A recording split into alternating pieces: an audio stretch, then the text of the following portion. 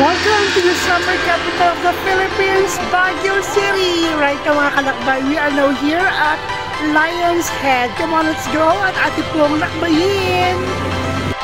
Right now mga kalakbay, it's already 5:15 in the morning. At grabe, nandito ngayon tayo sa Lion's Head. Sobrang lamig, kaya ako napapagrabe talaga, as in, ang lamig. So, come on, let's go at ating lakbayin ang Lion's Head.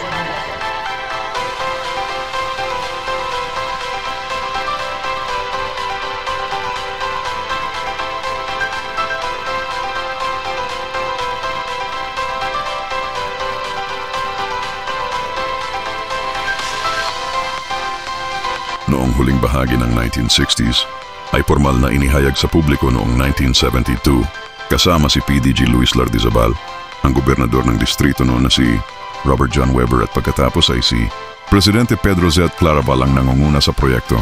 Ang 40-foot sculpture ay inukit mula sa natural na limestone ng Cordilleran artist na si Reynaldo Lopez Nanyac.